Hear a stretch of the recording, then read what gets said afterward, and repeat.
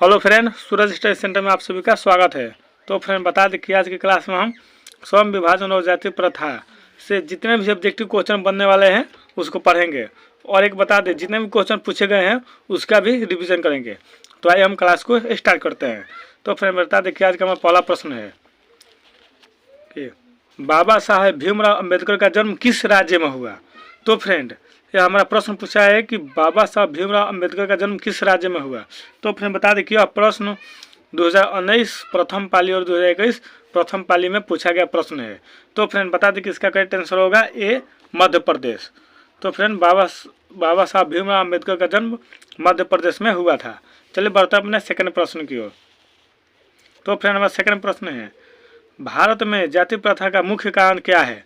तो फ्रेंड बता दें कि यह प्रश्न 2021 फर्स्ट पाली में पूछा गया प्रश्न है और यह प्रश्न कहता है कि भारत में जाति प्रथा का मुख्य कारण क्या है। तो फ्रेंड बता दें कि भारत में जाति प्रथा का मुख्य कारण बेरोजगारी है। तो इसका करेक्ट आंसर ये होगा बेरोजगारी भारत में जाति प्रथा का मुख्य कारण है।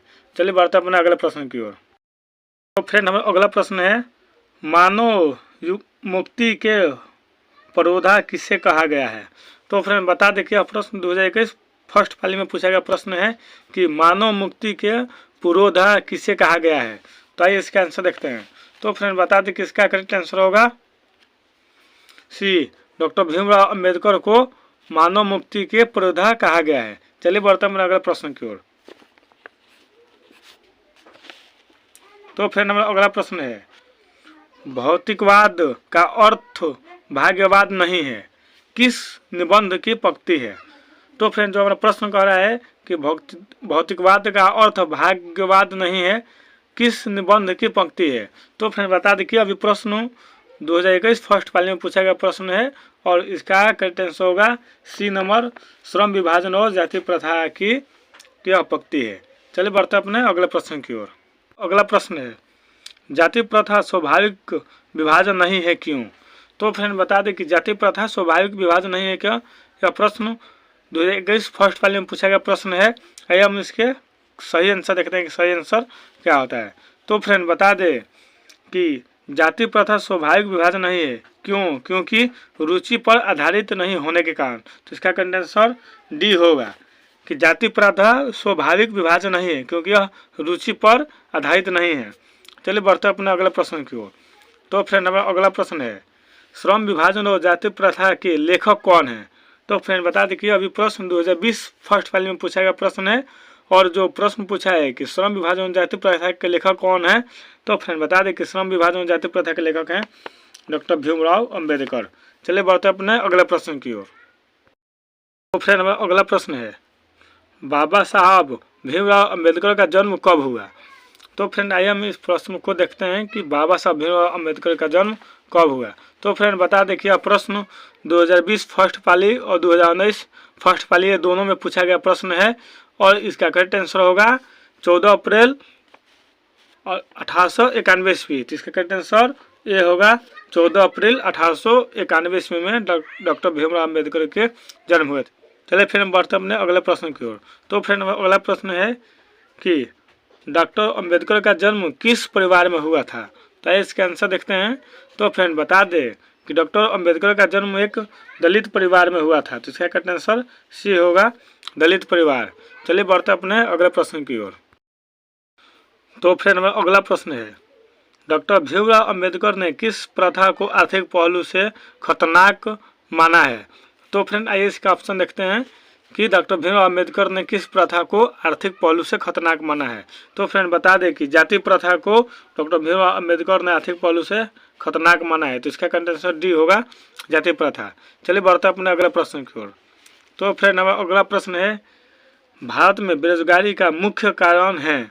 तो फ्रेंड बता दें कि भारत में बेरोजगारी का मुख्य कारण एक जाति प्रथा है। तो इसका करेक्ट आंसर ये होगा, जाति प्रथा। और यह भी प्रश्न 2019 फर्स्ट पाली में पूछा गया प्रश्न है।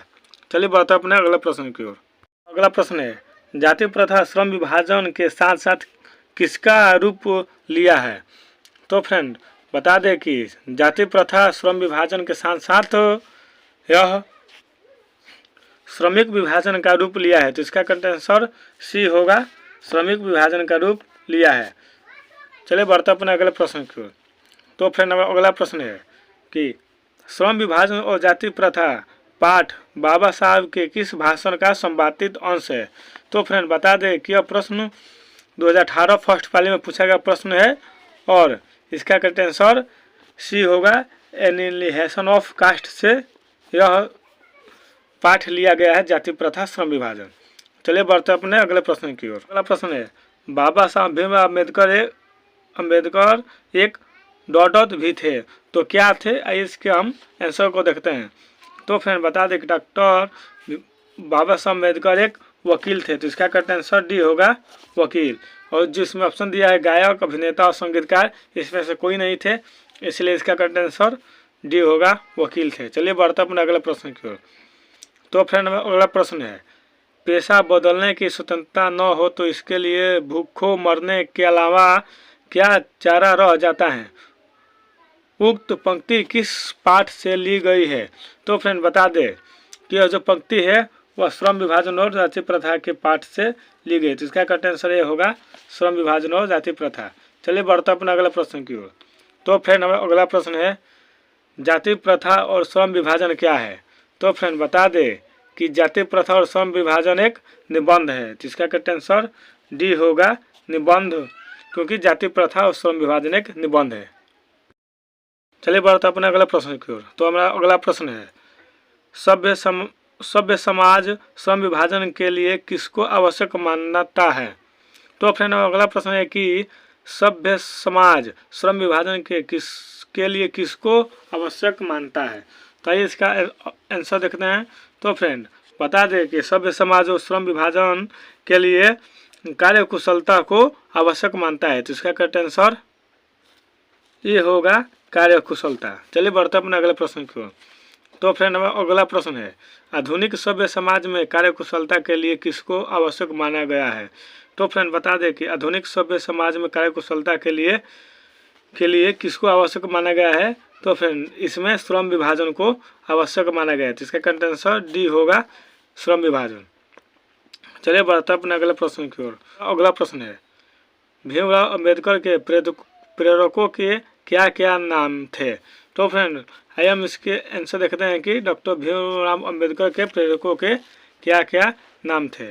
तो फ्रेंड इसका करेक्ट आंसर होगा सी बुद्ध, कबीर और ज्योतिबा फूले, तो इसका करेक्ट आंसर सी होगा कि बुद्ध, कबीर और ज्योतिबा फूले। चलिए बढ़ते अपने अगले प्रश्न की ओर।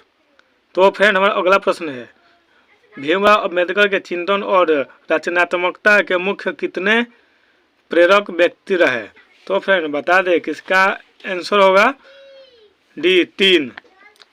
डॉक्टर भीमराव अम्बेडकर के चिंतन और रचनात्मक मुख्य कितने व्यक्ति रहे, तो 3 रहे हैं, बुद्ध, कबीर और ज्योतिबा फूले। यही तीनों व्यक्ति डॉक्टर भीमराव अम्बेडकर के चिंतन और रचनात्मक के मुख्य प्रेरक व्यक्ति थे। चलिए बढ़ते अपने अगले प्रश्न की ओर।